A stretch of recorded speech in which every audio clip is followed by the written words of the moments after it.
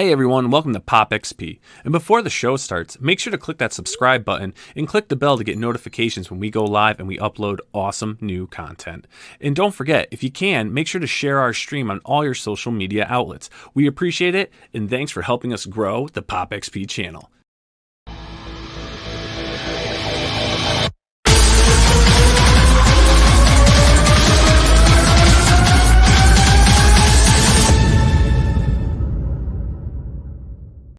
Yo, what's going on YouTube? It's the brain of the mainframe here now, Scala with the Pop XP, and joining me as always on Crowdfunding Comics and everything else we do is the teen sensation himself, Mr. Billy Tucci. Teen sensation Billy Tucci and Nile, the brain of the mainframe, Scala. What is going on? Oh man, you know everything's going on. All the good is going on. All the good is going on, man. Stay positive, right? That's right. That's what positive, I'm saying. Say weird, say wacky.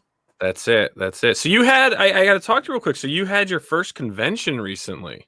Oh. How was it getting your feet, dipping that big toe in that ice cold water? Oh, it was all right. No, it was great. Went to the Garden State Comic Fest in Elizabeth, New Jersey last weekend. Not last weekend, the weekend before that, right? Because last weekend we were home. Yeah, the weekend before last. So that's correct. Good. It was great. They had some kind of, some mask restrictions, but when you go outside, they were all lifted. A lot of people didn't even wear their masks. It looks like life is getting back to normal. It was a great show. Dave O'Hare and Sal Zarullo put on an amazing show. It's normally at the Menin ice rink. Believe it or not, they have a convention in an ice rink. Oh, nice. And it's great in Morristown, New Jersey. Get to hang out with our pal, Anthony Marks. Yes. Saw Anthony. He popped in. Marquez, that's right. And Marquez. It's Marquez. It's Marquez. Yes, Marquez. Scattered pictures. But it was great, man. It was great seeing everybody for the first time in, in a year and a half. Had a lot of fun. And now I'm looking forward to doing it again at Terrificon. There you go, bro. That's the next one. Is that your next convention? That's the next one. And awesome. We'll see. I think that's the only show, believe it or not, that I am confirmed for. So that might be it. Really? Yeah. What? Yeah. Oh, I think. I think we'll have to see about that. I'm doing WinterCon, which is in November, but still waiting to hear about the confirmation for New York Comic Con. And the same thing, and that's it. The only other show really is the Baltimore Comic Con, but haven't heard anything from them. So it'll happen. We're gonna have. So that might be my only convention. Is technically, we'll see. It could be Terrificon, and I'm looking forward to that. All right. You know what I'm looking forward to? What are you looking forward to, bro? Talking to some great creators tonight. Let's do it up. Talking to some creators. And speaking of some great creators, we've got them back. We've got William Quinton and Alexia Veldhusen back on the show. So let's get them on.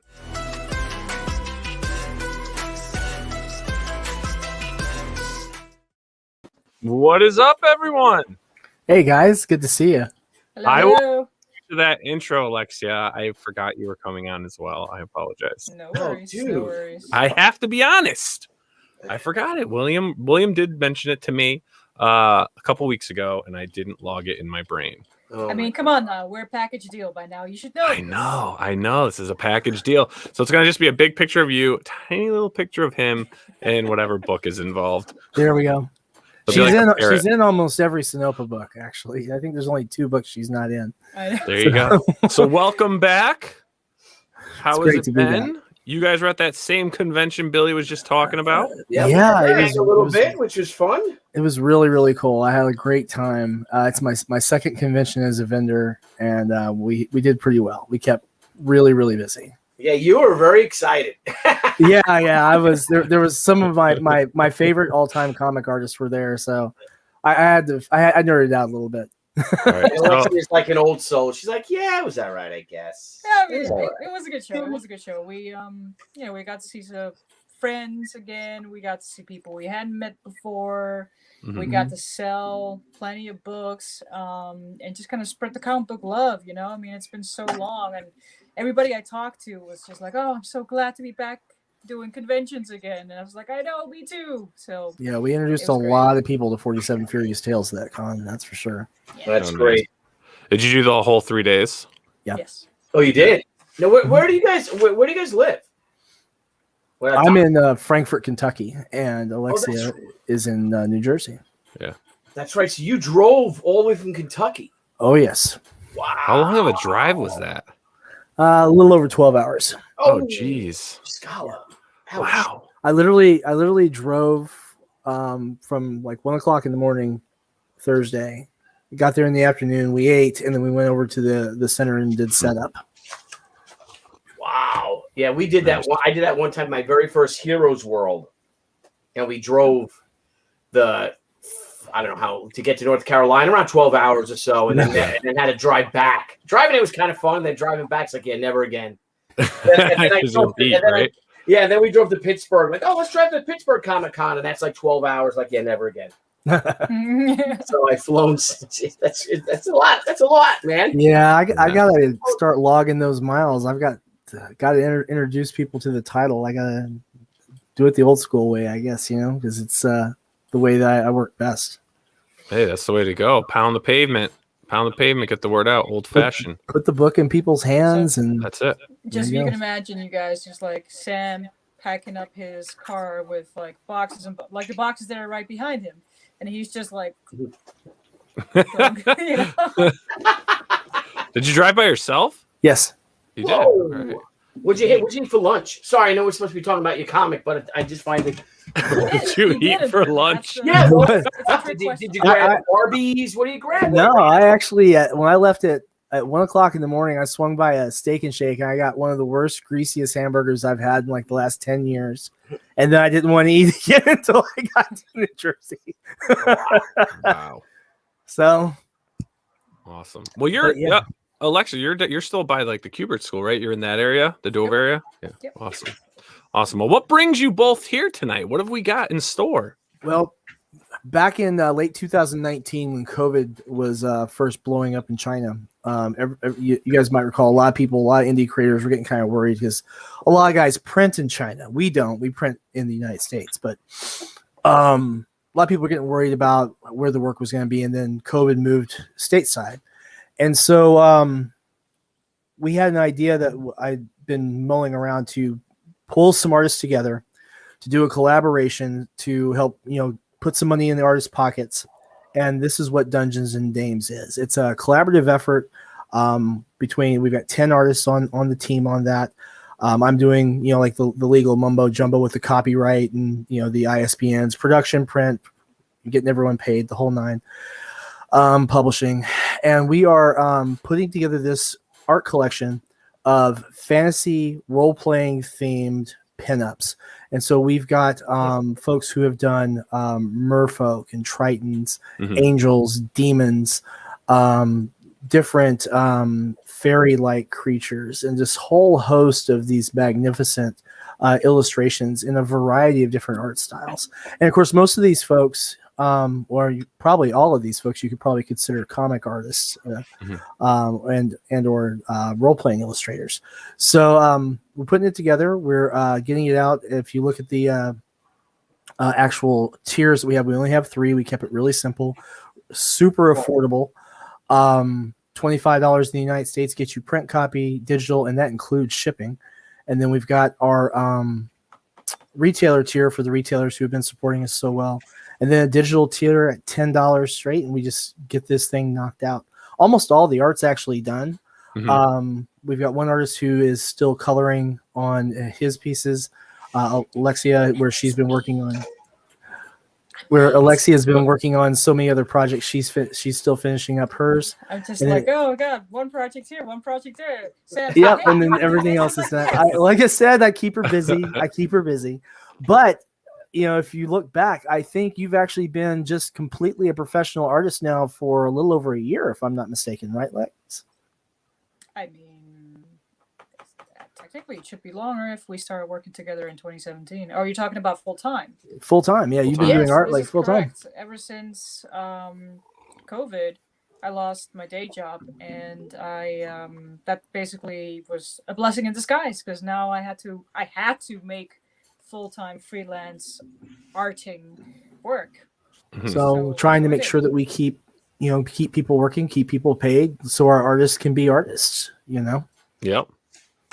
Oh, exactly. Awesome. Now, so you go by Sam? Can we call you that here? Yeah, you can call me that here. Okay.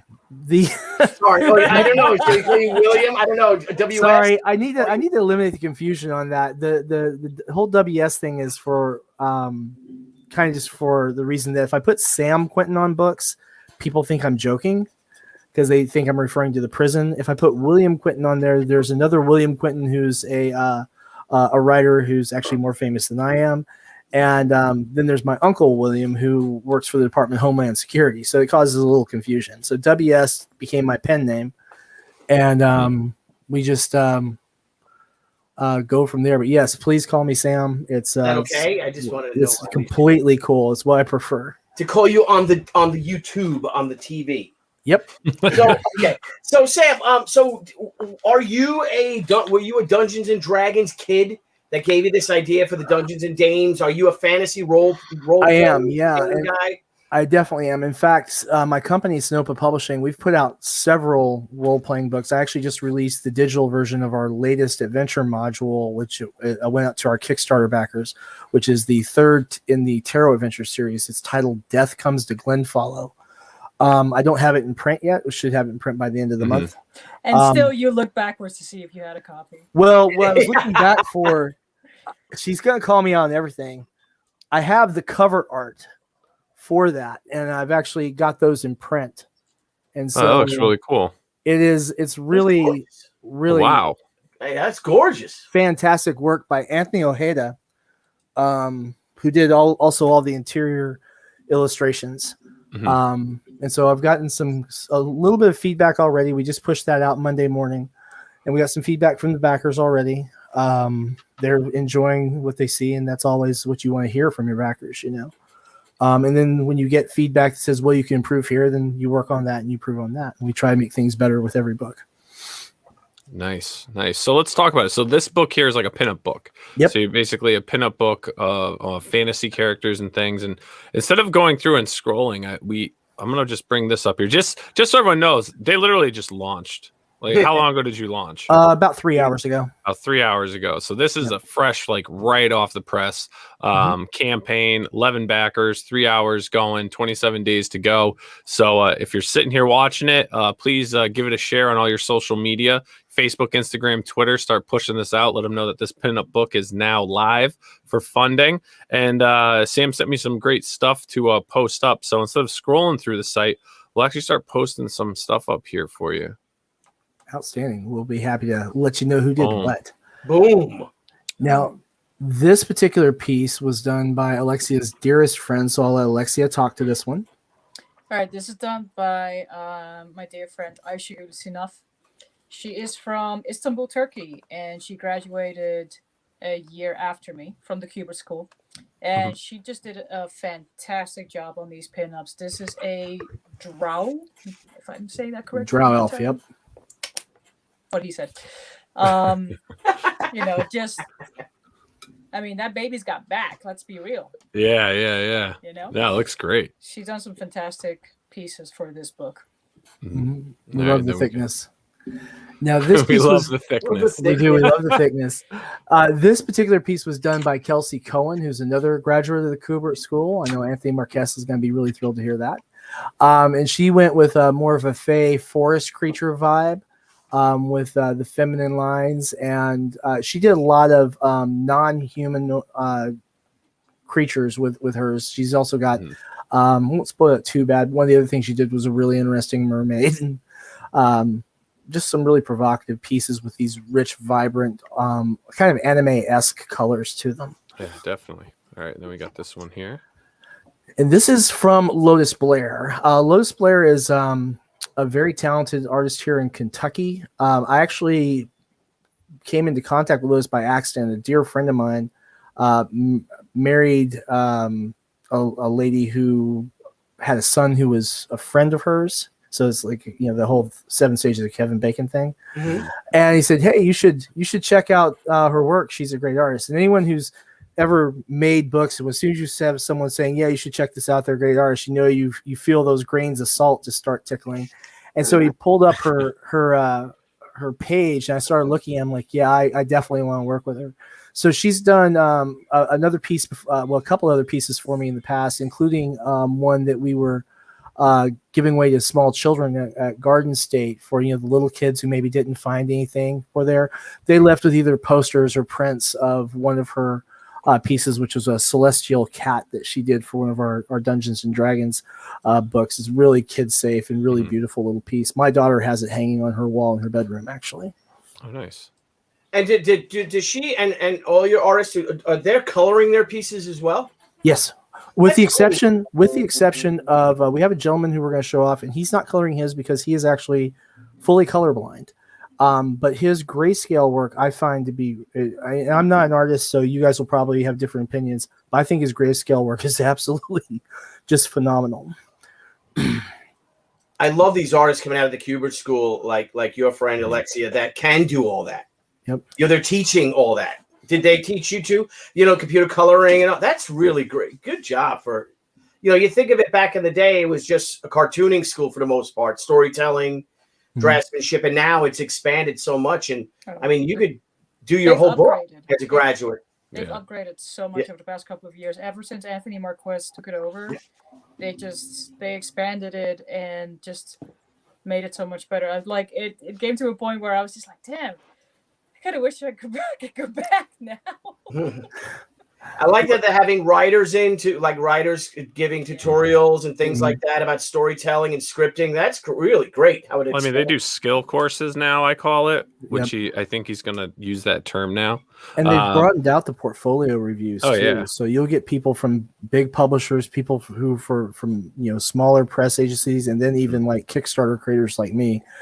Actually, Alexia and I got to do a portfolio review on this last outgoing class, and so that was a really rewarding experience and all. Oh, that's awesome. A lot of fun. This particular piece here, speaking of the Kubert School, this was done by Nick Capone, who is also working with me on a new comic series we're releasing in January. But he's an instructor at the Kubert School now, as well as a Kubert graduate.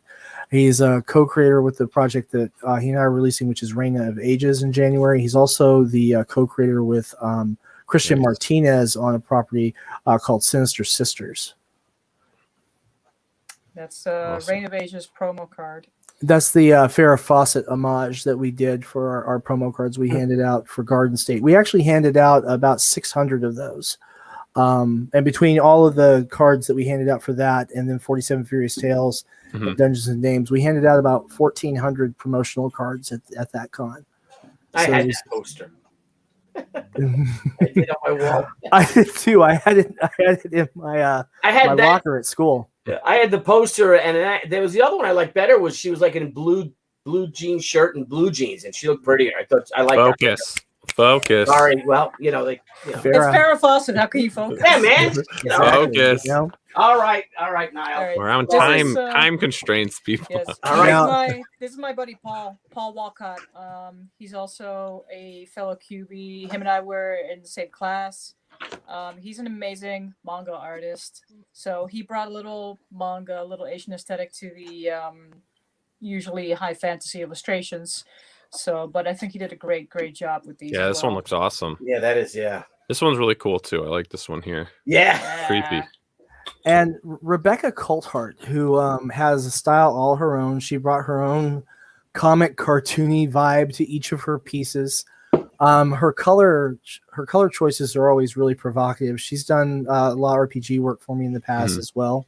And she just came out swinging for the bleachers in very non-conventional ways, as you can see.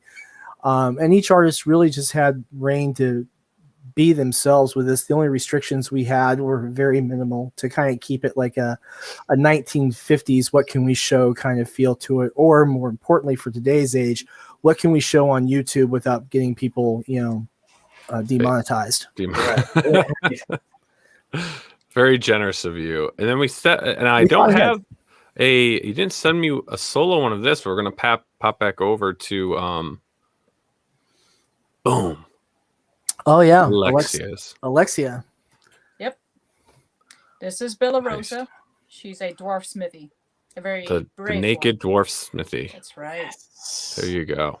So how many pages is this pinup book? That's a good question. Got it right in front of me. I don't know. A lot. Well, it's 40 illustrations. We do have one that is a 2-page spread that's done by Zach Viola. And so our page count currently is looking like 54 pages. Wow. You're right, because we've got an artist bio for each artist as well. And then in the back of the book, we've got space for artist credits so that we can place, where you can find the artist stuff. Thank you, Andrew. We appreciate it, man. Thank you. Since he's just a hop, skip, and a jump from here, really, we could be there in 90 minutes. Yeah. But the idea, the whole idea of this was really support artists and get something out to benefit them. So literally what we're doing with this, after fulfillment, all the excess revenue, all the excess copies are being equally divided between all the contributors. So they'll have the book where the real money is, and then whatever's left over in the cash. Because we've kind of been successful in showing people who've been working with over the last few years that really there's money in the merchandise, So like part of our contracts, when we contract for different work, whether it's comics, role-playing games, we usually have a provision in there where the artist can make 100 prints individually, because we buy all the rights to the artwork otherwise. And then our comps are usually pretty good. If we do pretty well, like I don't even know how many copies we sent Alexia of 47 Furious Tales issue 2 last time. It was a lot. Did we send you 100 or something like that? I mean, a good amount, and it it helps the artist a lot when you can have your product out there for signings, for cons. It just helps a lot, because it adds so much more value to you as an artist to be like, hey, I actually have an actual book out, not just prints and some sketches and whatever. I mean, there's nothing wrong with that, but having an actual physical product to sell as well, it's far more attractive to people. Yeah. And so we make sure that folks have that with them.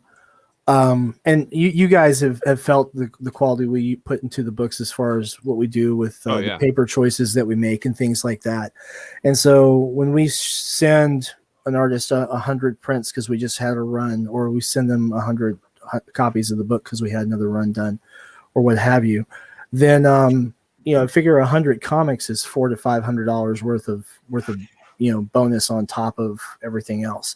And the idea there is, again, just to make sure that we keep our artists working as artists, make sure they're making good money so they can be artists. Because when you want to be the next big thing, like the teen sensation himself, you really have to hustle that, You do. That's and it's a marathon. It's not a sprint. Yep. Yes. But you guys keep going. You guys keep cranking out books. You're getting on a good schedule of books coming out. We can definitely attest to the quality of the books. They feel great in the hand. I'm really looking forward to some of the new stuff you have coming out, though, later in the year, Sam. Stuff's looking really great, especially like what you've been telling us. So I'm really looking forward to seeing some different books coming from you. 47 Furious Tales issue 3. We'll be delivering that in November. Alexia is on schedule to have it completed by the end of September. We'll be kickstarting in October. This time we're going to fund 47 Furious Tales book in one go. We'll have to do it in two. And then we've got in January, we've got Reign of Ages. In March we'll fulfill that. And then April we'll be bringing Necroholic, which is a comic by Brian Lee about a alcoholic necromancer. And then shortly after that, we'll be bringing 47 Furious Tales issue 4. And a whole stack of role-playing game books as well that are in development right now. Wow. Awesome. So awesome. I love that you're approaching it like a real publisher, as opposed to, this being a hobby type of a thing. I love that you have a business plan, you have a publishing plan, and that you're going for it and using it for what the platform is to its fullest capabilities. Right. I mean, I've actually only ever had a net gain on one Kickstarter campaign, and it was like $200. And that $200 went into 47 Furious Tales issue 2. Yeah, but every campaign is going to get bigger. Right. You know, you're building your audience. And we get it made, and we actually make the money on the back end when we have sales subsequent to it through Drive-Thru RPG, Drive-Thru Comics, direct sales through Facebook groups and in-person stuff, appearances at comic shop, things like that. Those add up, and that taking that and then reinvesting in new titles. Because personally, I'm trying to build something I can leave to my kids one day, and I want it to be done ethically, knowing that when they take over, they know, hey, you treat your artists right, you treat your writers right, you do things properly, and you earn the kind of reputation that you build. Mm-hmm.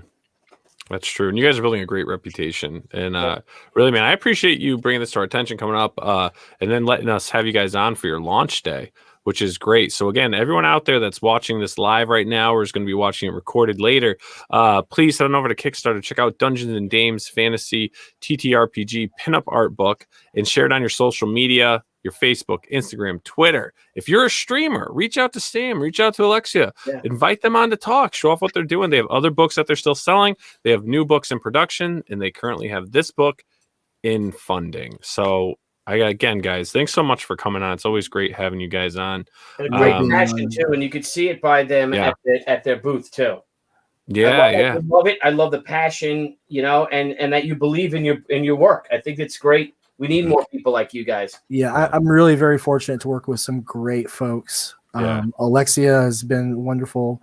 Zach Viola, Nick Capone, everyone on Dungeons and Dames. The list goes on. We've got our work group on Facebook. We've got 22 different artists in that team working on different projects or lined up for coming projects, with the idea of just trying to keep everyone working. And the more we grow, the more work we can put out, the more Sonopa gets. And the idea is just keep building.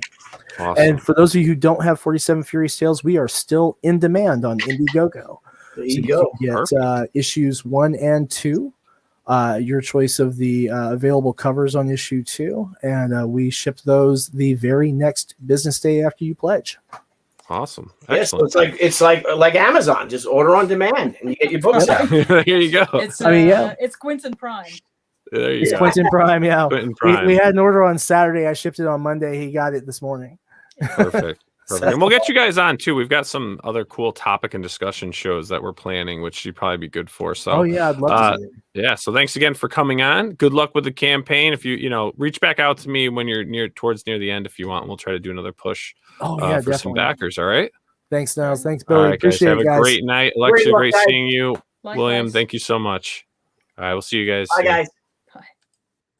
All right. Love the passion. You guys see them. I do. They were great. I might get a little jaded be doing this a while. Sometimes, I'm like, the shows and stuff. And they're like, Sam or Will WS is talking. Everybody's working the whole booth and everything like that. It's awesome. And then Alexia, Debbie just adored her. Yeah. So, I think Debbie wants to adopt her, actually. So I hope if you see Debbie run away, because she might be coming home with us. Well, put her to work. No. Put her to work. Drawn and fulfilling. With us and with her 3 boys, I think she needs, she needs a female presence in her life. That's why she goes, all of our friends, their daughters are going to their proms now and stuff. And if they live in Florida, whatever, Debbie flies down there and helps them pick out their prom dresses and spends the weekend. That's so nice. I know. Oh, well. Speaking of proms. Yeah. Now we got another great guest coming up. First time on the show. So everyone, please welcome Mr. DP Brown.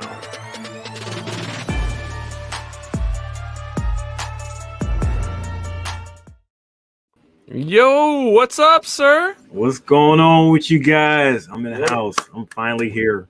Finally here. Welcome. He's got the hat, everything. He's ready to go. Ready to go. How you guys doing? We're doing good. We're very happy to have you on. I have heard of you. I've seen you on social media. I've yet to have you on the show, and here we are. So this is great. Now, you are in you have your campaign going on right now. Yeah. And this is it's your second campaign? Yeah, my first campaign was a children's book called Sammy and Sissy, Protecting People. It was about how 2 kids are trying to figure out, how to protect people during a pandemic. So they're going through like some, just trying to go through some different scenarios, asking their parents questions on, what's a virus and what's going on with it. Hey, Marvin, I see Marvin on there. Yep, got Marvin Wynn. What up, Marvin? Yeah, so yeah, they're going through some different scenarios inside the book, and basically, it's a way for kids to actually get acclimated to what was going on and what still is going on, and hopefully, it's just dying down. As far as like the pandemic. So yeah, I had that going on earlier this year, and it was very successful. And the artwork was done by my late mom. Oh, sorry. Yeah, sorry for your loss. Thank you. She this was like her last. She wanted this to be done like right before right before she passed. So she got all the artwork done. And I ended up getting all the production done. So I'm very proud of that project. Yeah. Do you mind holding up the cover again? Yeah. I want to make you big here so we can see that. Oh, that's just great. So you come from a family of artists? Oh yeah. Perfect. My mom, she was the sole inspiration of where I get all my creativity from, and my dad too, but my mom, I can't say too much more about it, Yeah. I'm here to commit, and what I told her, I'm here to commit and just continue the legacy. Good for you, man. I like that. I like that. Your parents actually encouraged your art, encouraged you to be creative. Yeah. Now, that's great because mine didn't. My mom didn't. And a lot of my a lot of pros and stuff. You find that that's not as common as you would think. A lot of them, our parents, stuff like, why don't you get a job? Why don't you go to business? Go to college for business. Why are you going to college for illustration or something like that? They wanted to push, unless you come from a family of artists, it's completely alien to them. And I think that's amazing how your mother inspired you and encouraged you to become worked with you. Yeah, I mean, because she was just so much into it. She ended up being an art teacher after she raised 4 kids, us, me, my 2 brothers and my sister. She raised us, and after she ended up raising us, she ended up going to school, being an art teacher and teaching other kids because she always just wanted to teach her art. So like I said, I'm just there to continue like her legacy as far as just continue that, getting that inspiration and just continuing it. Yeah, that's awesome, man. Now, you're talking about being creative in your family and stuff. And before we get into your campaign, tell us a bit about yourself. Though. I mean, were you always into comics and stuff growing up? There's this later in life. Great question. So this is where I talk about my dad. He gave me my first Spider-Man comic at 5 years old, and I was hooked. I mean, comics are my life. I mean, they are an obsession to a point where I just had to actually make one, eventually. I was spending all my money in high school on comics and stuff, spending lunch money on comics, trying to get that newsstand, Spider-Man comic, Superman's comic in the stores and stuff. I eventually read The Dark Knight, which blew my mind, that ended up just changing. I figured out comics could actually be more mature than what I was reading beforehand. So, after, seeing those type of books, then Watchmen, which is very influential in, the stuff I write, it just got to be to a point where it was just in my soul. And I've been trying to defend the medium to the fullest because back when I was, reading it hardcore back in high school, it wasn't a real respected type of form. You got made fun of when you read comics and, if you broadcasted, too loud that you were like a comic book geek or whatever, it was just not a popular thing. It didn't make me popular, but now the geeks have taken over and now we got it all. Exactly. I didn't come out as a Star Trek fan until I was like 26 or 27, even though I was like a Star Trek fan since I was like 6, but it wasn't as accepted, but as time goes on and now with all the new platforms, right? There was guys that were hustling, doing the indie scene, but now it's easier than ever to get your own book out there. I mean, it's still a lot of work. It's a lot of work, as I'm sure you're seeing and experiencing. And you currently have the Theme of Thieves issue 1 right now. up on Kickstarter. Yeah, got 2 days left into the campaign, and you guys were talking to Alexi and WS before about like this is not a sprint, it's a marathon. Boy, did it feel like that, during this campaign. And I've run 2 campaigns this year, the Sammy and Sissy one back in January, and then this one. So it's been a lot of work, but it's something that just fulfilled me when you have your ups and downs with the Kickstarter. You get your initial backers and everything in the beginning. Everyone's coming to support and all that stuff, and you're flooding the campaign, and then you get into like your dead zones where it's not too much going on, and then right towards the end, you still get a flood. So it's going through like a range of emotions and stuff throughout the whole campaign, and then you just have to keep campaigning throughout the whole process to keep it in front of people's faces, because all you really have to do is just remind people that that it's out there and hope that they respond to what you're trying to put out there. It's a full-time job. The marketing of it and the promoting of it, it takes so much time. It really is. It's like a 12-hour day. Yeah. Especially when you're like an artist who is not adept. And I'm not to say that, I'm not adept to, marketing, selling and everything. I do that for like a living, but to actually encompass the whole like entrepreneurial structure of it, it's a task. You really just want to create and draw, create and, write and everything, which is what I do, with this comic. Shout outs to Dan Ekus and Alex Zeif, who's doing my artwork and coloring. But you really want to do that and spend your time with that. But you have to put that aside and put on your business brain throughout the whole, campaign, and just leave all that creative stuff out until you get this campaign over and you get your fulfillments done. And also, don't you like when the campaign's live, you also got to do that fine line. You don't want to become a pain in the ass.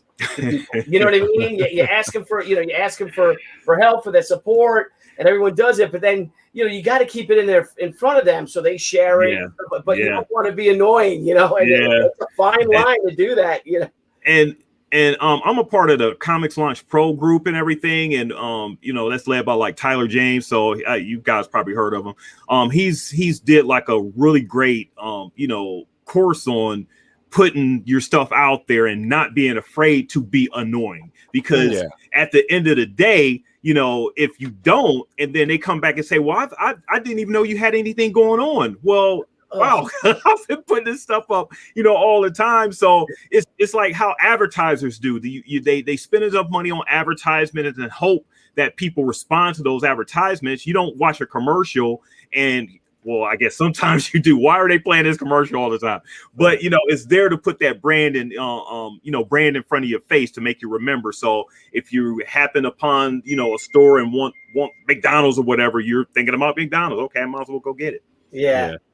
But it's also too with creativity with your books. I think people also see that passion. If you're passionate about it and believe in it, that they're going to respond to it.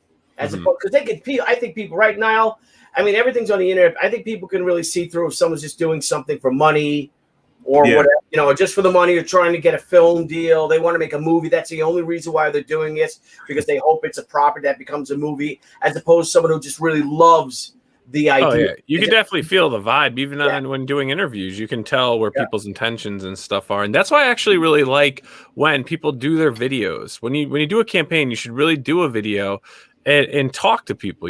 Show some images, do things. You can do all the fancy stuff, but there should be a point in time where they see your face, they can look you in the eye on your campaign video and see that you're actually passionate about your project. Yeah, you definitely got to be passionate, because what's the worth in even doing any of this if you can't be passionate about it? It came to a point where I was really hesitant on actually doing this for like a long time, and then it got to a point where you see you get on the back nine of your life, and you see the clock ticking.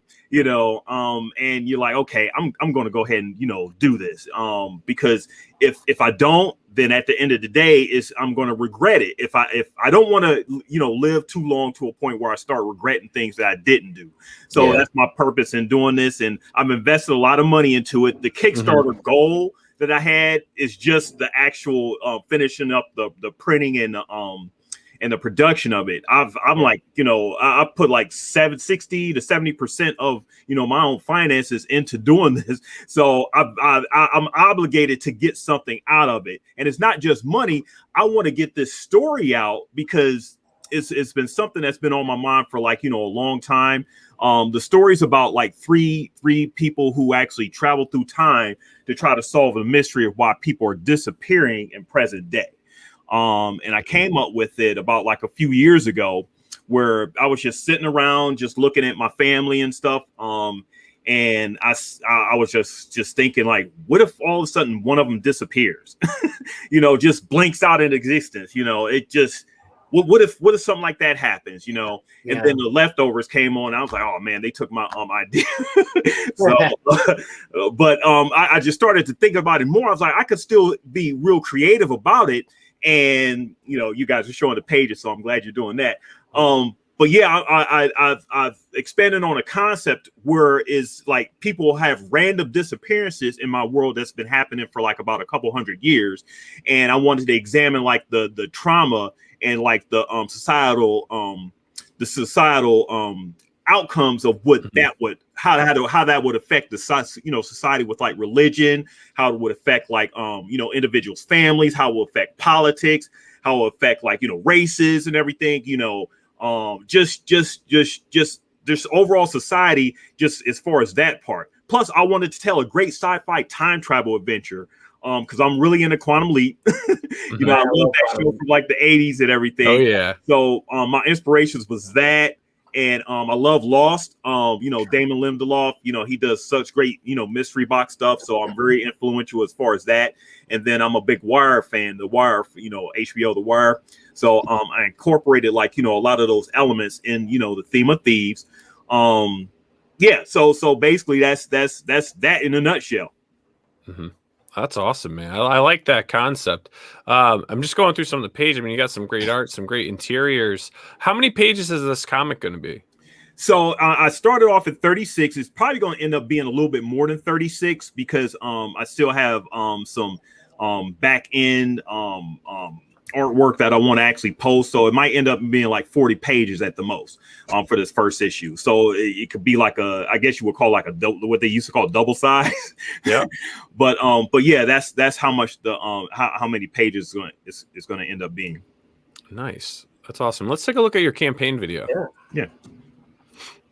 Oh.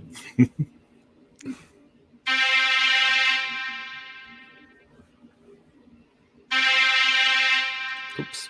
Sorry.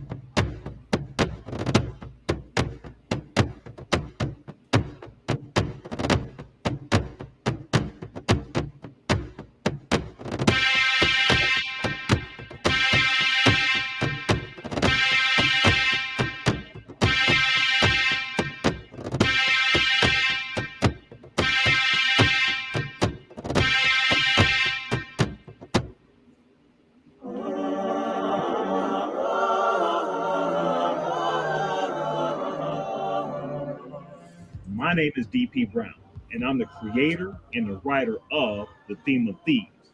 I'm from Cleveland. Look, I love comics, and I created a time-traveling adventure that will teach as well as entertain you.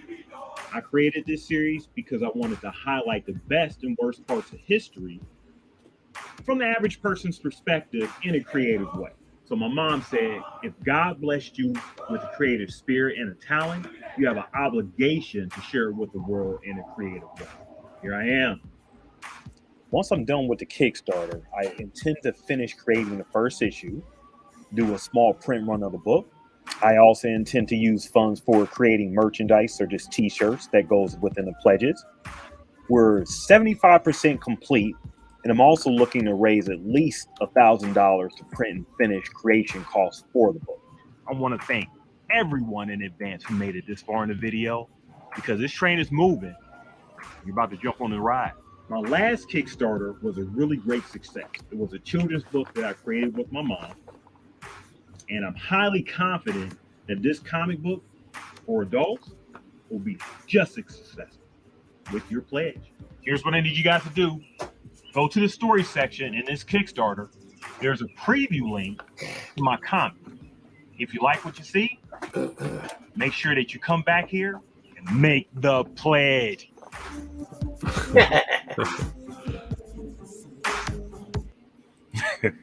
Nice. Make that pledge. So get that sample. You heard it right there at the end of the video. You can get the sample of the comic, read it. If you like it, back it. If you don't, back it anyways. No. But if you don't back it, Billy, share it. You know, I mean, it's not your thing. Share it, guys, please. If you don't, you know, we're all in this together. You know, and I think that let's spread something positive. You got a great project here, great property, great creator. Let's help them out. Let's move this along. So we can get some more. Let's get the Theme of Thieves issue number 2. Yeah, so I'm planning on I'm planning on actually doing another Kickstarter, hopefully later this year, between September and October for issue 2, to try to get it out for the Steel City Con convention. So that's my plan. So we'll see how that goes. But this first Kickstarter, thank everyone who actually supported so far. Thank you guys for actually having me on. But I really appreciate everyone who's actually supported this. My dream, is actually becoming like a reality, and it's got to start with one backer. George will kind of back me in the beginning and everything. So he started it out, and the train is snowballing, and I hope to have it just explode at some point. So my aim is just to keep this ball rolling. All right, perfect, man. Well, hey, DP, thanks for joining us. Like everyone said, also, if you're looking for a great guest and you need someone in the next 50 hours, head on over and get a hold of DP Brown. You can find him on Facebook, on Twitter, Instagram, you name it, he's on there. Just look at Dawg Pound Brown, and you'll find him. Yep. So you should even get in touch with our next guest, because he has a very successful Facebook channel that he talks to creators and stuff like that, and maybe we'll make a little introduction. Make a little connection. Yeah, buddy. A little connection there. A little creator connection. Yeah. And you can always roll it over to Indiegogo and go in demand and keep selling that book. Yeah. Oh, yeah. There you go. That's the plan. There you go. All right, sir. Well, thanks so much for joining us. And Thank you, guys. See you all. We'll see you on the next one. And we got to get our next guest in here. Everyone, we're going to bring back another character that's been on this show before. A creator of sorts. A brother. An entertainer. A brother. People and my neighbor. Such a nice guy. One of my best buds. Such a nice guy. Everyone, let's welcome Mr. Phillip Russert.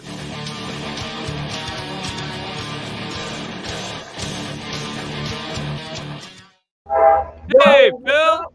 I got the royal treatment. Wow. What's up, Nile? What's up, Teen Sensation? Didn't I see you on Teen Beat Magazine, Billy? Yes, you did back in the day. I thought so. How are you guys doing? Pull out spread. Yeah. Weren't you next to Christy McNichol or something? I hated that kid, Jimmy McNichol. That he kind of looked like me. I hated that kid, Chris McNichol's brother.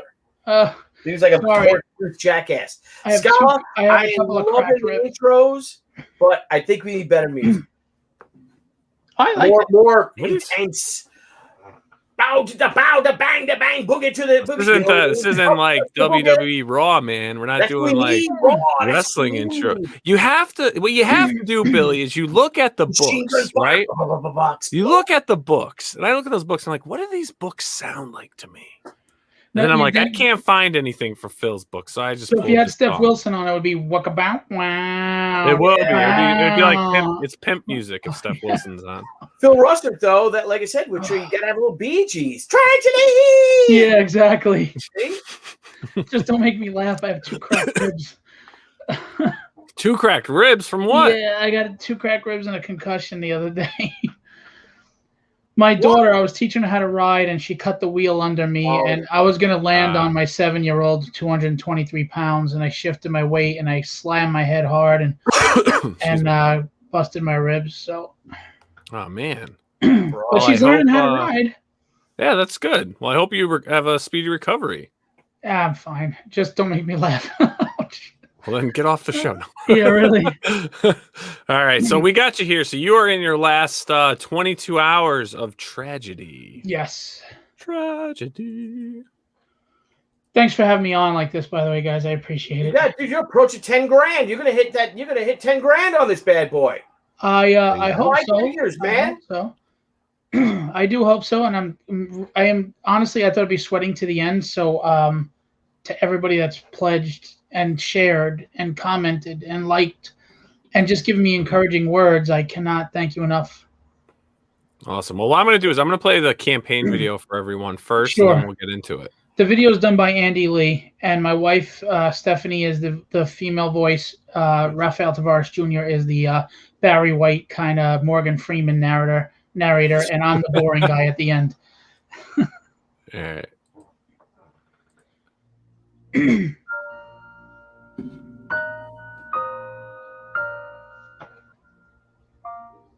They took away all I held dear.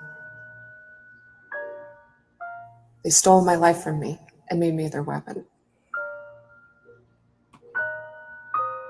All she wanted was to dance. To live a normal life. They made me a killer. Join Grace O'Connor in her journey to self-discovery as she battles her own inner demon as well as the mob. Her greatest battle will be against the enemy within. Will she finally find peace, or will they all rest in peace? Hi, my name is Phillip Russert, and I am the writer and creator of Tragedy. Tragedy is a gritty, action-packed character study of a young woman who feels trapped in a life she doesn't want. Readers will follow her journey of self-discovery while experiencing intense action scenes that last for pages. I'm proud of this book and the amazing talent attached to it. We have Will Spertasio, Ian Churchill, Larry Stroman, Sean Chen, Adelso Corona, Keith Williams, and more. Ricardo Silva and Sigmund Torrey bring the pages to life. I feel strongly that if you back this campaign, you won't be disappointed. Thank you for taking a look at my book Tragedy, and I hope you enjoy the experience.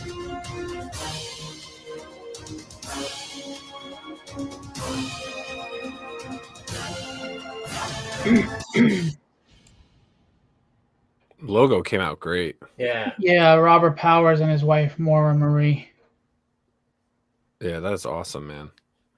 Now, so this campaign, so you've got 21 hours left, but so you have a lot of different covers on this book. Yes, I do. Why did you do that, Phil? You could afford to do this book. All right. Well, first of all, so many people came to me and wanted to be a part of this, and they were throwing covers at me, and I was like, no, I'll pay you, or we'll do it next cover. We'll do it next book. And they were like, no, come on, let's do this together. And the art looks so good, and they were being so kind, and I don't want to say no. I was like, okay, why not? Let's do it. Let's give everybody a bunch of art options, because I'm an art collector, as you can see behind me. I have, by the way, Billy's on most of these things behind me. And Billy, thanks, man. You were one of my first backers. Of course, man. It looks awesome.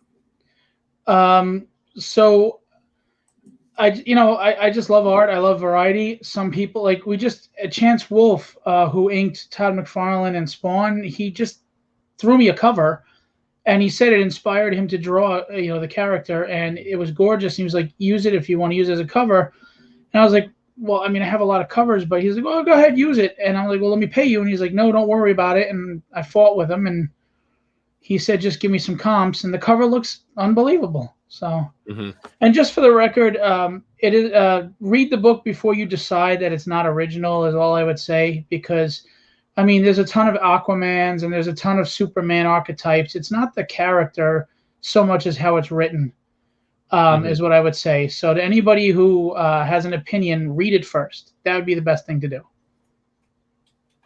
Yeah, no, the interiors look great on this. Yeah, you can see how much money you've thrown into this, how much time, look at you promoting the hell out of it. Great job doing it. Thank you. It. So where's it go next? What are we doing? You got your last 24 hours or so. What is it, 22 hours now? 22 hours, yeah. 22 left. You gonna get on the ball? Yeah, I mean, it would be great if we reach 10 grand so that I can start rolling over money into issue number 2. My goal is to start issue number 2 within 2 weeks, and I want to go Indiegogo on demand for the month of August, and then I want to do a Kickstarter for issue 2, maybe September, October. Ricardo Silva is doing an amazing job on the interiors, and of course Sigmund Tori is blowing the colors out of the water, and then Jason Meadows is doing great work with the letters. Every dime I make, it doesn't matter if I made extra, is going back into tragedy to make the best book. Feeling, it's just it's going to go back into the character as best as it can, and giving you the best book. So yeah, I mean, the book is done, and I'm not wasting any time. I'm going to print on Monday. Wow, where are you getting it printed? What is it? Heroes and Villains is doing the printing, actually. They've done a lot of people's books. They do great work. They work very quickly but efficiently. And I went with digital printing because to pay the money for all the different template changes would be I'd be throwing hundreds of dollars just because of all the different covers I have. Yeah, so I went with digital. More than that, because it's minimum like $125 for a plate change. Yeah, it's crazy. How many covers do you have? 20. Well, if you count the Virgin covers, there's 24, but it's really 19 different ones. Yeah, the Virgin cover would be a plate change. So that's, you're exactly. You're talking like $3,000 just for that alone. If you did it the other, if you didn't do it digital printing. Agreed. So, you got to cut costs as best as you can. You don't make money. People think you make money. Oh, he made 10 grand. No, I didn't. 12% Kickstarter fees, taxes at 8.25%. It all comes out. And then, of course, shipping is included in that goal. When you pay your shipping, that's added in the goal. So, you're going to take out a good $3,000 out of that easily. Yeah. Printing costs, the remainder. If I have anything left, it goes to book 2. So. And you do have some great covers. You really do. Thank you. I like the one where her mask is cracking and you see her face. That's Chance Wolf that he just handed it to me and said, take it. How could I not add that on? Yeah. It's gorgeous. And this is Chris Graves. I mean, just beautiful stuff. That should be like her look now. I'm sorry. That looks awesome. Yeah. By the way, I haven't seen anything like that in DC, but whatever.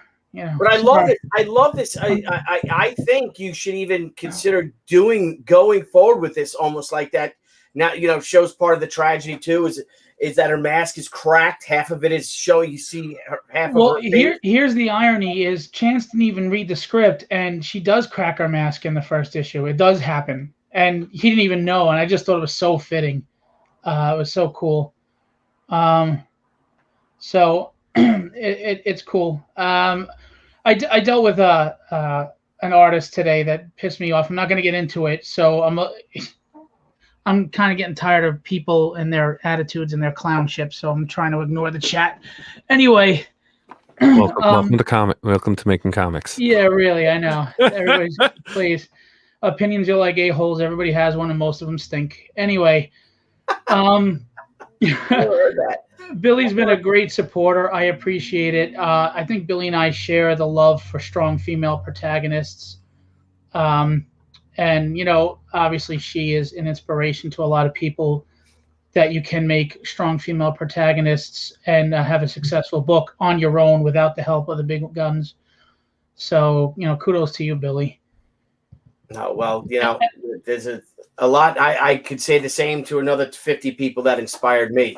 So I'm just, it's been pretty cool. I've been pretty happy with it, with the whole experience. Now, have you gotten all of your Gemini mailers? I mean, if you're printing, you're going to print and you'll have those books in hand in a few weeks, right? Yeah, I'm going to take care of that this week. I just want to make sure the book is edited properly because, I mean, I don't want to. I can edit a book in sequentials, but it's my project, and I don't think it's smart for me to edit it. So I'm going to have other eyes editing it, professionals editing it. And once I know the book is good to go, it's all set up to be sent. We'll send it out Monday. And at that point, I'll stock up on everything. I actually have to ask you where you got yours from, Billy. And I'm going to be talking to Hot Debbie. Flips, man, Hot Flips. You can go. They're right in Farmingdale. All right, cool. And I got to talk. I reached out to Debbie the other day. I have to again because I don't really know how to do the surveys and all that stuff after Kickstarter. So I'm kind of pooping my pants a little, making sure I get that right. See, they'll help you out too. It's pretty, especially if you're just doing Kickstarter. It's pretty easy. Yeah, not all of us are insane and do Kickstarter and Indiegogo at the same time. We also have art tiers. If you for $60 you get the $6 PDF and then a 9x12 headshot or bust by 4 different artists: Ricardo Silva, who did the book; Chris Graves, who did a cover; Amato Zapata, who did a cover; Henry Martinez, he drew Blaze and Spirits of Vengeance from Marvel in the 90s. So if you just love art, you still get to read the book on a PDF and you get some art. I wanted to say thank you to everyone. So anyone who pledged $100 of tier or more gets entered into a contest to win a Ricardo Silva 11x17 full figure character with background. Oh, nice. Nice. I just wanted to say thank you and give back. That's all I wanted to do is give back to the audience, and that's it. I appreciate it. Now, with Tragedy, how far is your series out? Like, does your arc have an ending, or is it just is it ongoing right now?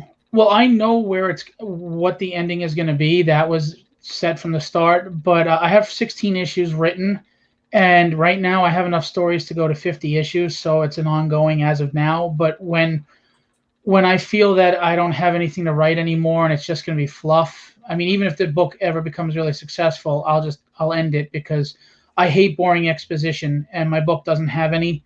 I think that just kills something. You don't write for page count, you write for content. So right now it's ongoing. Nice. So when are you looking to get issue 2 out?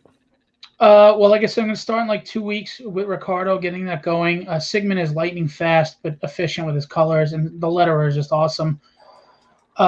I'm going to do Indiegogo On Demand in August, and then I'm hoping by September, October to do the second Kickstarter for issue 2, and then repeat that process of a month of Indiegogo On Demand, and then go to Kickstarter, so I can reach both audiences. Good, nice. Good. Good. Yeah, So you might see more traction on Indiegogo than Kickstarter. Yeah. I mean, I know there's a lot of tribalism that goes on, and I don't really give a crap about that. I just want to put out a good comic, and hopefully people invest in it and love it. They read it, they enjoy it. I don't really care about dividing people. I want to bring each other together, and that's supposed to be through comics. I mean, that's what we were brought up with, right? Yep. Comics, where we all enjoyed it, and it taught us right from wrong, and it brought us together. That's what conventions do. When you're standing at Billy's table at a convention, we're all laughing and joking together. We don't give a crap about any of the stuff that's dividing us outside. So I don't really care about any of that. It's all garbage. Just make your comics and have fun. If you like someone, you like them, and if you have differences, that's awesome because now you have something to talk about. So, I mean, all that stuff's BS. The guys and gals that are just backing Indiegogo are fine people. The same that goes for Kickstarters. We're here to create books, right? But we're also here to try to make a living doing something that we love. But at the end of the day, we have bills to pay. So if you can sell your books on Kickstarter, sell them. If you can sell on Indiegogo, sell them. Right. That's more I would say the professionals' mind frame to it. If you can build up a loyalty on one site, that's even better. Build your brand on one, then you only have one platform to worry about. Right. But yeah, this whole divide and stuff's just BS. I'm done with it. I'll have anyone on my show. I'll talk about anything. I don't care anymore. I really don't. I agree. It's kind of played out. It's played out now. Now the focus is that indie comics, they're the golden age of what's going on right now. Okay. Yep. And that's what we need to keep building and keep promoting and keep doing. And if anyone wants to come at it, it's fine. That's fine. Come at us. That's fine. But the people that are coming at it aren't even making any. They're not even making anything. Well, that's the thing. They don't have a show. They don't have a book. They don't have this. They don't have that. But they have a mouth. The problem is the internet has given ignorant and uneducated the voice to be heard. Well, look, it's I don't talk about things unless I know about. Like you see people fighting over movies. They're just movies, guys. Or they're fighting over a trailer when you haven't even seen the movie, for Christ's sake. It's just silly and it's exhausting. I'd rather spend that energy focused on achieving and accomplishing and creating, which I do. I mean, I get a little sidetracked once in a while with nut burgers and stuff, but I have a few of my own real rogues gallery. Billy knows, but I want to focus on this and my art repping and my conventions and my family and my friends. Billy's been real good to me. So is Debbie. And I appreciate that and supportive. And I learned a lot actually fulfilling Billy's campaign, the one prior to Hikio. Billy's done a lot of good things for me and I really appreciate it. And you having me on, of course, and Nile, you've always been cool, kicking me in the butt to start my Twitter page that I did and didn't use. But that's what the community is about. So many sales right there. But well, if you're going in demand, you can do it. Yeah, I'm doing everything by myself. I wouldn't even go in demand. I would launch a whole nother campaign. I would launch a campaign. I would launch a campaign on Indiegogo too, because you already have everything done. Yeah, you got everything done. Yeah, maybe I will. I don't know enough about it. We'll get you. It's the same thing as Kickstarter. And do like Indiegogo exclusive. If you have extra covers left over, if you say you I actually have cover variants. I have cover variants of Will Spatasio, all the four, well-known guys. I would make it smaller though, because it gets confusing. You know what I mean? I didn't really plan on doing all these covers. I'll shrink it down. To like a quarter. Yeah, I agree. I didn't really. I honestly didn't expect to have more than 5 or 6 covers, but I was so flattered that everybody I don't know. People thought the aesthetics of the character looked great, and when they heard the pitch about what the character is about and how it can relate to her as a human being, which, if you don't mind, I'd like to say that in a minute. They all thought that this is going to go somewhere and wanted to be a part of it, and that faith in me was really humbling. And it just, I don't know what to say to it. But I think I wrote a character. I mean, first of all, how many of us, especially as creators, we work that day job that just seems like it's in the way. We don't like our life. We're trying hard to get the life we want. We don't know if we're going to ever get it or how we're going to get it.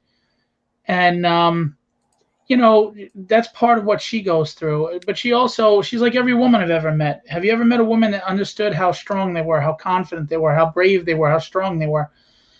She has those issues. This character is not about, I beat everybody up. It's that she can get beat up. She can sit there and cry in the shower, but she still gets up and faces the day like the rest of us. I mean, how many mornings have we had where we're like, I just don't want to face the day. And you get up anyway. Well, that's where your strength lies. It's okay. We all the toughest people in the world have to take a knee once in a while, but the toughest people in the world stand up again. Yeah. I just want to answer this question that came up. Sorry. I should use Kickstarter if my book isn't fully done. You can use any campaign platform as long as you have enough samples to show your book's in production. 6 pages, and then your book doesn't have to be done.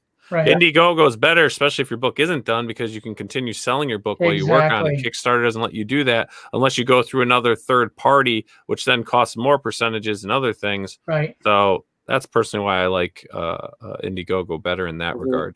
If your book's fully complete, you can do whatever. You can do whatever you want. But if you want to keep selling it and working on it, Indiegogo is a better way to go until Kickstarter adapts that feature, because they seem to be slowly adding certain things that Indiegogo's always done. Kickstarter's tough too, because you can't just you can only pick one thing as your pledge, and then you go to the add-on, which means I have to add everything a second time and add on, where they should just have a feature where you could just pledge. Like, if you want to pick 3 things in your initial pledge, you should be able to do that, but they don't let you do that, and it's really dumb. Yeah, the thing about Kickstarter too is that I wish that they would have the actual art at the on the pledge when you pledge for it. Yes, Indiegogo has that, because you get confused. I did that with Ron Zapata's book campaign, and I just I'm like getting confused. I don't know which covers which. It gets, and he had a lot of variants too, and it just gets frustrating. And that's why I tried to letter them. Yeah. That's why I tried to letter them. So at the very least, you just match up the letter, you know, because you may not know who the artist is, but you just like the art. Yeah. I agree. But you know what's funny? More? Oh, that's Heather Ellen. She's awesome. The funny thing is, the highest pledge tier I got was the actual studio edition book. And I've had people say, oh, that sucks. They're not paying for the variant. I go, no, that's the best thing you can do. That means they want to read it. Yeah. A lot of indie campaigns, they make a lot of money, but people just buy the book, they slab it, and they enjoy it for the art, but they never read the book. That's kind of why a lot of TNA books do really well. Well, if they want to really read the book, I can actually get if I did a good job and they come back, I'll get a real following based on the content and the quality of the story more than just the bells and whistles. And that to me is more important.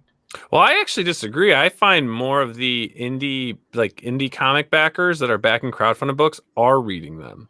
Maybe on Indiegogo, but not on Kickstarter. No, on both, because they're actually they're purchasing something they want, and they continue with you because they like your story. Because in reality, your book's not collectible yet. Most crowdfunded books aren't collectible yet unless you're buying from the Politos and other big guys that actually have 25 years.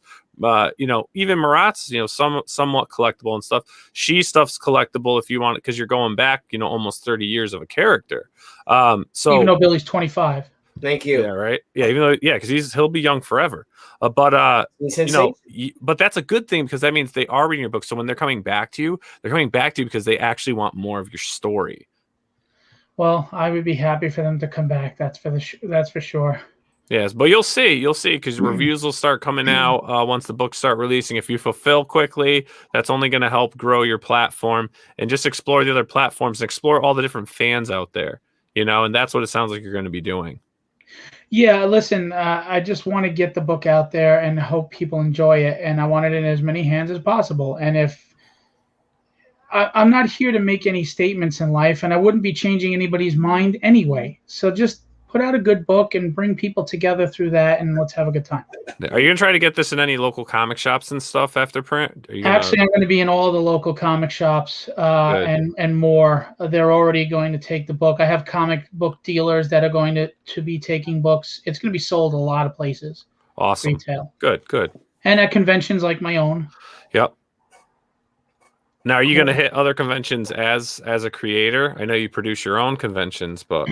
Yes, I will. I was going to get into Mitch's show at Terrificon, but he sold out before I got a table. But I plan on doing that. I'm going to start a little small, though, because, again, I'm new.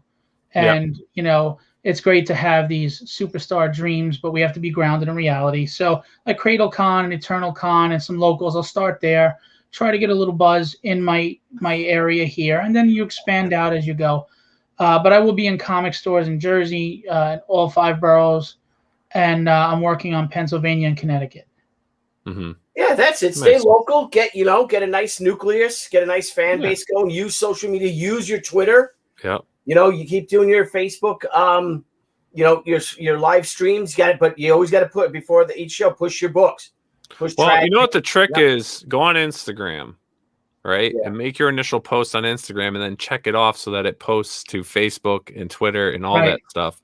And that's how you're going to save yourself on going back and forth between all the social media sites. Because, I do, I'm a one-man show, really, with the production of this and even our social media and advertising. It's really just me. I mean, Billy helps with what he can, but he's very busy, pushing out his stuff. So, we work together on guests and things like that. But as far as like maintenance and stuff, you got to figure out how to do it. And I found to find out which social media links to the most, and it's Instagram. Because once you make that post, you can then send it to Facebook and Twitter and wherever else you can link it up to. So it actually makes your life a little easier because it's one post that goes everywhere. But the only thing is you're tracking comments, But you'll get the notifications on your phone and stuff. But I will tell you this, though, if people don't know this, if you want to pay for a promotion, go from Facebook and share to Instagram. Because then the paid promotion goes to Instagram as well. If you go from Instagram to Facebook, your promotion's only on Instagram. Yeah, that's true. And be careful with Facebook ads. Yeah, they're not giving you your money's worth anymore. I didn't bother. They're just taking your money. I mean, you have to spend a ton of money in a month campaign that isn't even worth the money that you maybe get from those ads. And I want to know, how do they count the ads? Because I may see the same ad 5 times. Does that mean they say it reached 5 people? You don't know. Right. No, but there's no tracking for you to know. They could do whatever the hell they want, and you'd have no clue. Yeah. We all have to get Billy status. That's what we have to do. There you go. Doing this for 27 years. There you go. You know? You know what it is though, too? It's doing what we do, you know, on a weekly basis, doing the shows and stuff. But you got to get, you know, Facebook's a great platform, but it's the YouTube, Discord, and Twitch that have to be pushed. That's where you're going to be seen. And honestly, Facebook helps sell your books to local friends and family. Twitter's where these guys are bringing in bigger audiences. So you have to switch to the other devils in the hell, because that's where the fans are. And getting on other people's streams is a big push too. And there's a lot of great shows out there with great followings that, you know, you go on and, you know, by the end of the night, you could end up with, you know, 20 to 50 more backers. It's incredible. Yeah. And that's the thing is, like, I've had people say, well, what's their audience? Well, I don't care. Just get out there. I mean, it could be one backer. One backer is one backer. I went on live myself before and got 2 backers just talking on my own live. You know, it doesn't matter. I can't be a picky, you know, person right now. I'm, you know, who am I? You know, one backer is gold to me. Oh, definitely. But growing it is what I'm saying, because I've talked to all the Ethan Van Sciver. I talked to all those guys that are doing big things out there, and it's like, you know, in serious talk, it's like Twitter's evil, but Twitter sells my books, you know, and the live streams and the recorded shows, all that stuff sells my books, you know, and when you don't have that background, or, you know, at least 10 years of doing crowdfunding, you know, you got to go to all those sources. And this is just advice for anyone out there that's watching this live and recorded, you know, and it's baby steps. You can't, if you go out the gate doing all this, you'll burn out so fast, you won't even see your book go to print. You know, it's baby steps. That first book, I mean, you set that goal low. You make sure that this book can be done realistic. You don't go in trying to make 15, 20 grand as your goal. That's not going to work. And you got to be prepared that this isn't about making money. Comics don't make you a lot of money. Potentially they could make you a good living, but again, how many years does it take to get there? Unless you just have that good spark and all of a sudden everyone gravitates towards your book, and then you become a big deal. The other thing is, you know, I got really sick in the beginning of the year. I mean, it was actually pretty bad, and I started writing this in February, and in 5 months I have the book published, because I don't know, I'm just a very aggressive go-getter guy.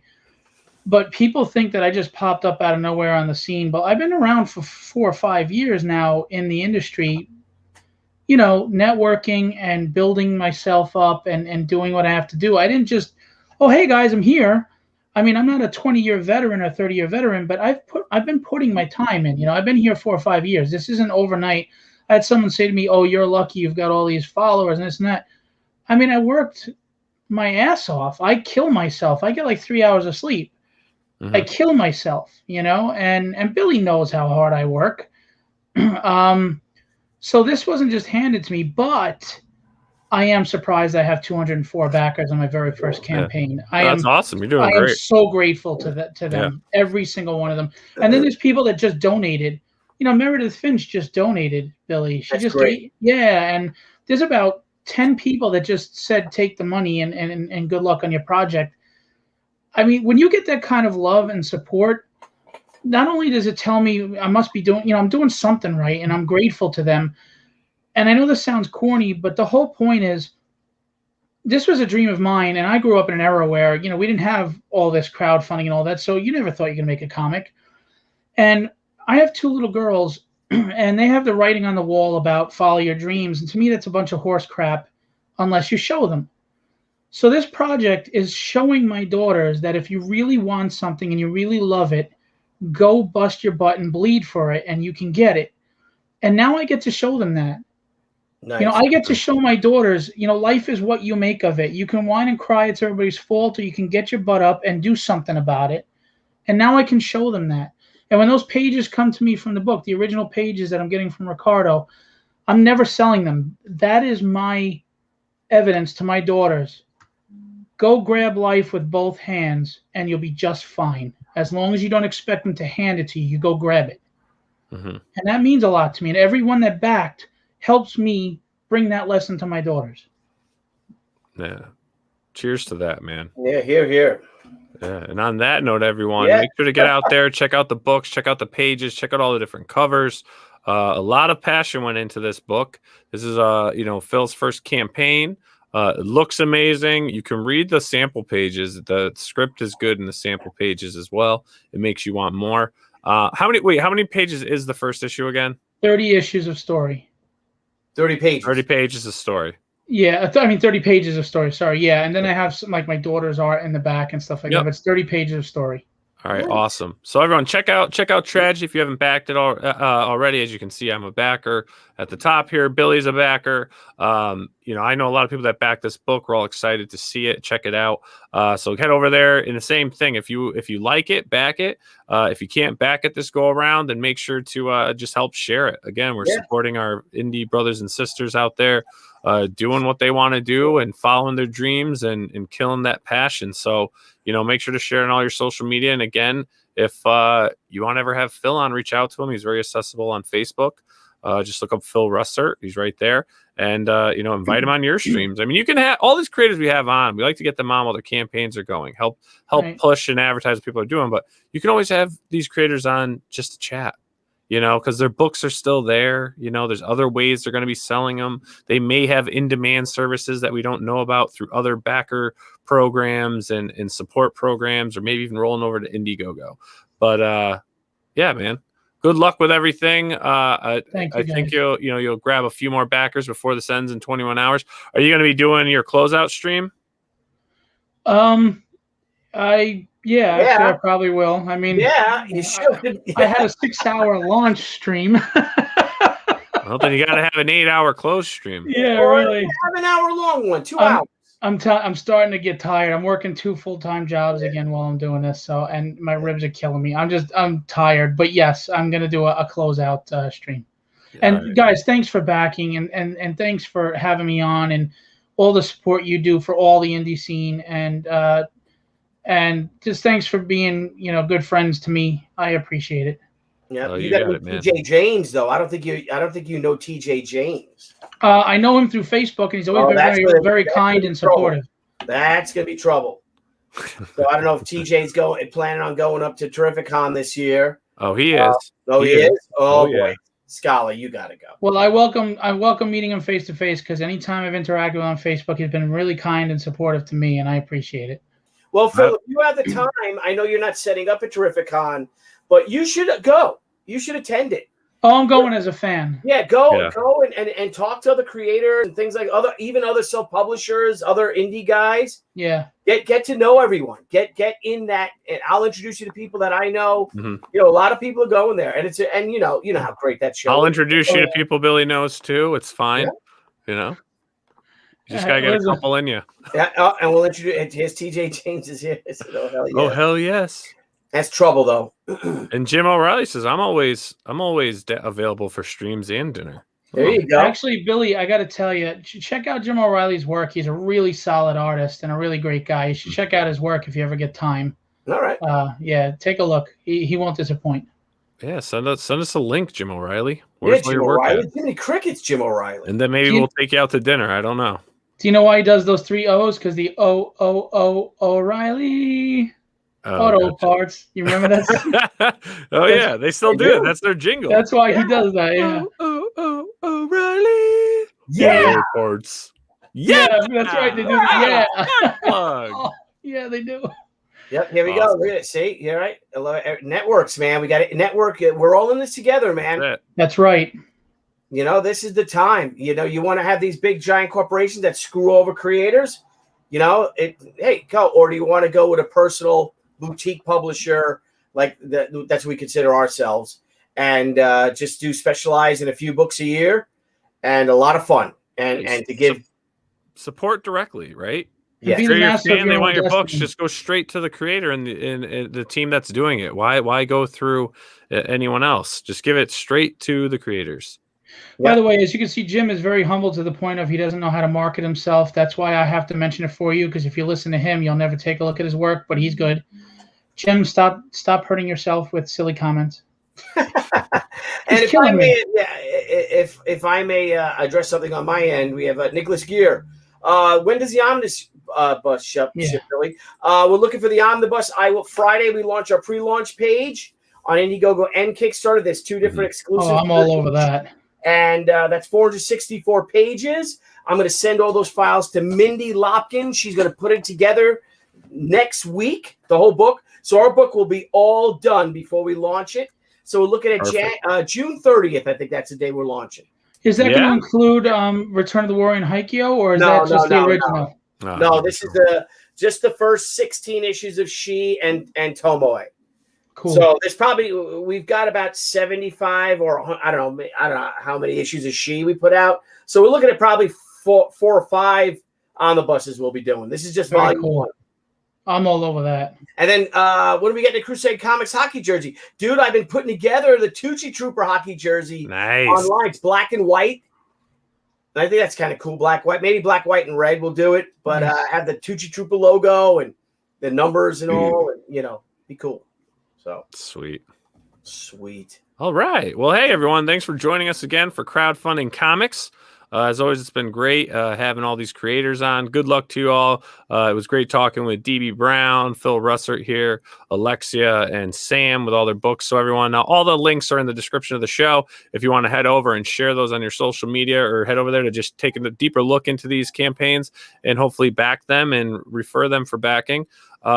Till I guess next time, everyone, right? Tomorrow night we'll be live with the Week in Pop, with the Week in Pop crew, with myself, cosplay legend, queen, photographer, Jennifer Van Damsel. We've got the game master himself, the game genie, the Grizz, Jeff Grizz Ulrich, and a Swiss army of a creator, because this man can absolutely do everything. We've got Adam Lawson joining us. We'll be talking about some cool stuff that's popped up in the news, some indie comic we read.